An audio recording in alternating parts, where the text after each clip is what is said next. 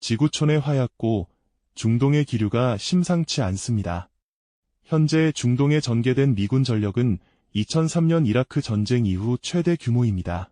전투기 100여 대와 공중급유기 108대가 집중 배치되었고, 유사시 1000기 이상의 항공기가 즉각 하늘을 뒤덮을 수 있는 상황입니다. 말 그대로 오늘 밤이라도 전쟁이 터질 수 있는 폭풍전야의 긴장감입니다. 여기에 더해 해당 지역의 사회적 불안정은 극에 달해 있습니다. 초인플레이션 60%에 달하는 경제 붕괴, 잦은 정전으로 마비된 산업 생산, 그리고 거리를 메운 대학생들의 분노 섞인 시위까지 안보와 경제가 동시에 무너지는 소리가 들려옵니다. 이런 긴박한 글로벌 안보 위기 속에서 대한민국 방위산업의 위상은 과거와 비교할 수 없을 만큼 치솟았습니다. 불과 얼마 전까지만 해도 상황은 정반대였습니다. 무려 60조 원이라는 천문학적인 자금을 쥔 채 거만하게 다리를 꼬고 앉아있던 손님, 바로 캐나다 때문이었죠.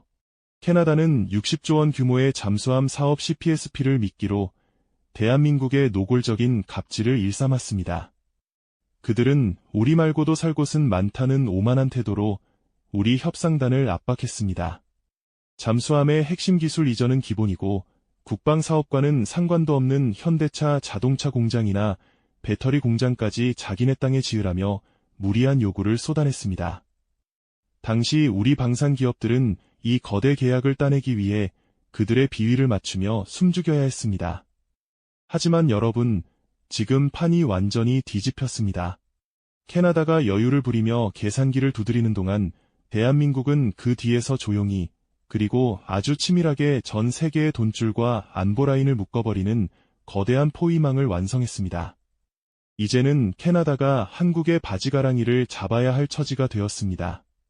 과연 대한민국이 물밑에서 설계한 이 거대한 포위망의 정체가 무엇인지 냉철한 분석으로 그 소름돋는 역전의 서사를 시작해 보겠습니다. 도대체 캐나다는 무엇을 믿고 그토록 콧대가 높았던 걸까요? 사실 캐나다 해군은 지금 생존의 위기에 직면해 있습니다. 기존 잠수함은 노후화되어 물이 셀 지경이고 캐나다의 전략적 앞마당인 북극해에는 러시아와 중국의 잠수함이 제 집 안방처럼 드나들고 있습니다.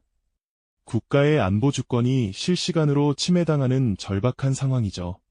그래서 내놓은 것이 12척 규모, 유지보수 비용 포함 약 60조 원에 달하는 CPSP 프로젝트입니다. 이 막대한 자본을 무기로 캐나다는 한국의 도산 안창호급과 독일의 212CD급을 링 위에 올려놓고 저울질을 시작했습니다. 그들은 한국을 철저히 아쉬운 공급자 중 하나로만 보았습니다. 성능은 인정하지만 경제적 패키지까지 통째로 내놔라라는 그들의 요구는 방위산업의 본질을 벗어난 오만의 극치였습니다. 그들의 머릿속엔 단 하나의 확신이 있었습니다. 한국은 어차피 우리 아니면 이 비싼 전략 병기를 팔 곳이 없다. 우리가 시간을 끌수록 한국은 더 싼 가격에 더 많은 것을 갖다 바칠 것이다. 이것이 바로 캐나다가 범한 역사상 가장 치명적인 착각이었습니다. 그들은 한국의 전략적 자율성과 전 세계적인 방산 공급망 재편 속도를 완전히 간과했습니다. 캐나다가 승리에 도취해 있을 때 지구 반대편 중동에서 들려온 충격적인 소식은 판 전체를 흔들어 버렸습니다. 캐나다를 경악하게 만든 첫 번째 변수는 중동의 거인 사우디아라비아였습니다.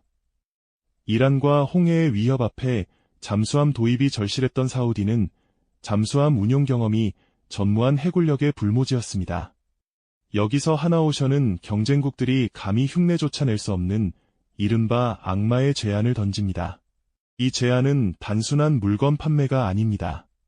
하나는 사우디에 잠수함만 파는 것이 아니라 해군 기지를 건설하고 승조원을 교육하며 현지 정비센터까지 건립해주겠다는 토탈 솔루션을 제시했습니다. 이를 비유하자면 자동차 한 대를 파는 것이 아니라 도로를 깔고 주유소를 짓고 운전면허 학원까지 통째로 세워주어 아예 운송 생태계를 이식하는 격입니다. 왜 이것이 경쟁자들에게 악마의 제안일까요?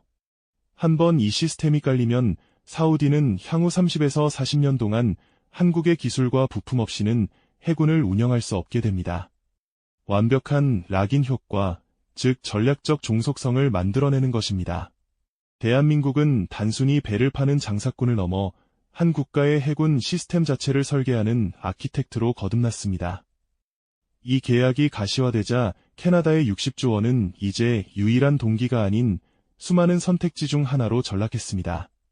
중동에서의 승전보는 시작일 뿐이었습니다.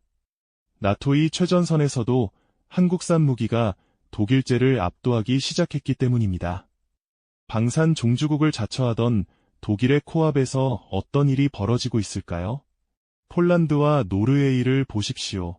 K2 전차, K9 자주포, 천무다연장 로켓이 나토의 표준이 되어가고 있습니다. 특히 노르웨이의 선택은 상징적입니다. 독일과 지리적으로나 정치적으로 매우 밀접함에도 불구하고 그들은 독일제를 거부하고 한국의 천무를 선택했습니다.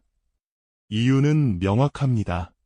바로 속도라는 이름의 전략적 자산입니다. 독일제 무기는 훌륭하지만 생산 라인의 노후화와 경직된 시스템 탓에 언제 받을지 모른다는 치명적인 약점이 있습니다. 우크라이나 전쟁으로 발생한 안보의 진공 상태를 채우기에 독일은 너무 느렸습니다. 반면 한국은 어떻습니까? 계약서에 도장 찍으면 당장 가져다 주겠다. 는 압도적인 생산 준수 능력을 증명했습니다. 군사 전문가들은 이를 방산의 민주화라고 부릅니다. 우수한 성능의 무기를 가장 필요한 시점에 즉각 공급할 수 있는 능력, 이것이 현재 나토 국가들이 한국 앞에 줄을 서는 이유입니다. 한국의 모든 도크와 생산 라인은 이미 풀가동 상태입니다. 이제 한국은 누구의 물건을 먼저 만들어줄지 순번을 정하는 위치에 올랐습니다. 캐나다가 더 이상 우선순위가 아니라는 사실을 캐나다만 모르고 있었던 것입니다. 하지만 진짜 결정타는 미국 본토에서 터졌습니다. 하나가 1억 달러를 투입해 미국에 필리 조선소를 인수한 사건입니다. 이것은 단순한 기업 인수를 넘어 한미동맹과 방산 공급망 역사에 한 획을 그은 사건입니다. 미국에는 자국 내 조선소에서 건조된 배만 연안 운송을 할 수 있다는 강력한 보호무역법인 존스 액트가 있습니다. 외국 기업에게는 난공불락의 성벽과도 같았던 이 장벽을 한국은 조선소 인수를 통해 단숨에 허물어버렸습니다. 이는 트럼프 행정부가 외치는 미국 조선업 재건의 핵심 파트너로 한국이 낙점되었음을 의미합니다. 이제 대한민국은 미국 본토에서 미 해군 함정을 직접 수리하고 건조할 수 있는 자격, 즉 마스터키를 손에 넣었습니다. 전 세계 국방비의 절반을 쓰는 미국이라는 거대 시장의 문이 열린 것입니다. 미 해군의 함정 수리와 건조를 담당하는 파트너가 된 상황에서 사사건건 경제 패키지를 요구하며 갑질하는 캐나다의 요구는 이제 소음일 뿐입니다.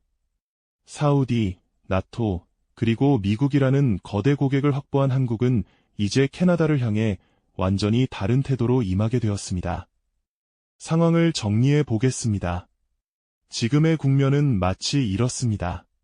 동네 부자가 내가 밥 사줄 테니 재롱이나 좀 떨어봐라며 실력 있는 가수를 희롱하고 있었는데 갑자기 빌보드 1위 가수들과 오일머니 재벌들이 나타나 우리는 이 가수랑 전 세계 투어를 돌아야 하니 너랑 놀 시간 없다며 데려가 버린 꼴입니다. 이제 갑과 을의 위치는 잔인할 정도로 완벽하게 역전되었습니다. 대한민국은 이제 캐나다에게 예전처럼 고개를 숙이지 않습니다. 오히려 더 무거운 청구서를 내밀 준비를 마쳤습니다. 캐나다 측, 지금 당장 우리 조건대로 계약하지 않으면 10년 뒤에나 물건을 받을 수 있습니다. 물론 그때가 되면 가격은 훨씬 오를 것이고 기술 이전 조건은 더 까다로워질 겁니다. 그래도 하시겠습니까? 국제관계에서 진정한 권력은 대체 불가능한 공급 능력에서 나옵니다.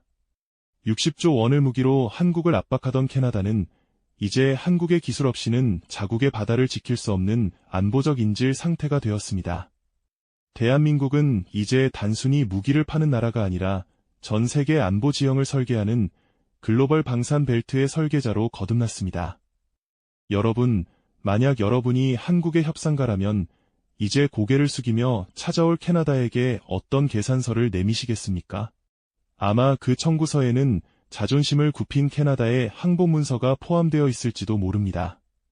오늘 분석이 유익하셨다면 구독과 좋아요 부탁드립니다. 대한민국이 세계 국방의 중심에서 포효하는 그날까지 저도 냉철한 분석으로 함께하겠습니다. 시청해주셔서 감사합니다.